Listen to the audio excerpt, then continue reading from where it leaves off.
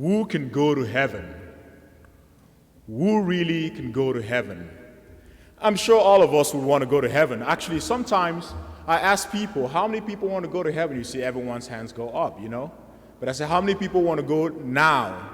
You see their hands come down. Oh, I got to eat more chicken wings here on earth. I got to make sure the Bills win the Super Bowl before going to heaven. Because we're so stuck in this world, right? But we all want to go to heaven. To echo the words of Psalm 42, it says, like the deers that yearn for running streams, so is my soul yearning for you, my God. In a sense, we all yearn to be with our God, but who can get there? And that's why I love Psalm 15. So it's one of my favorite psalms. It answers that question for us today. The psalmist begins by saying, who can be in the presence of the Lord? And then he answers that question. Now we have to understand that he presupposes that everyone who's going to be in the presence of God does have faith in God.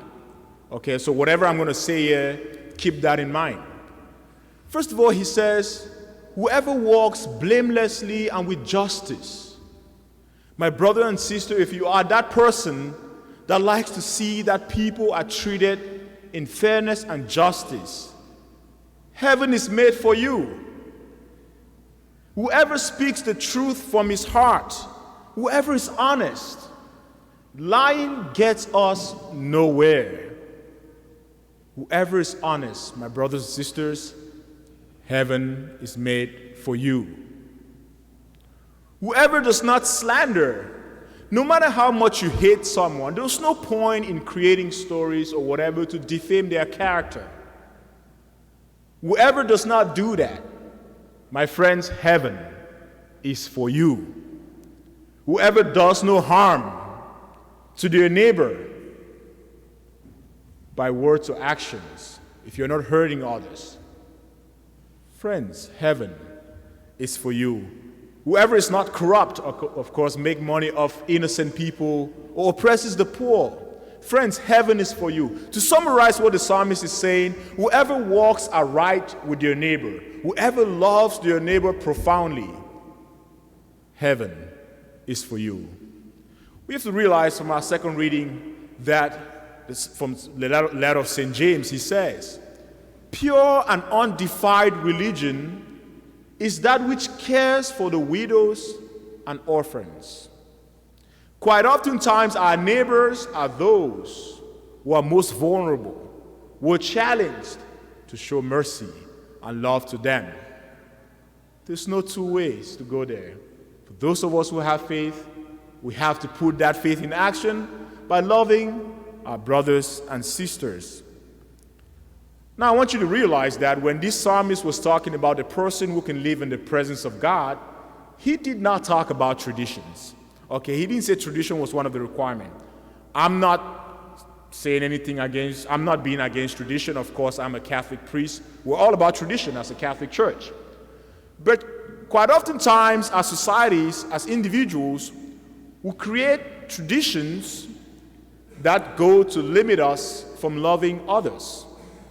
If you think about it, a case in point is our gospel reading today. The Pharisees, the washing of hands before eating. The peasants didn't have that luxury of always having water. But the elites, the scribes, the lawyers, the big shots, they had that luxury. So how could that peasant person follow the tradition of the elders? They had to recreate their own thing. So in a sense, these traditions went a long way to create a divide between people instead of unifying them. Another case in point, I'm from Cameroon, and now Dr. Shite, he's from Cameroon too.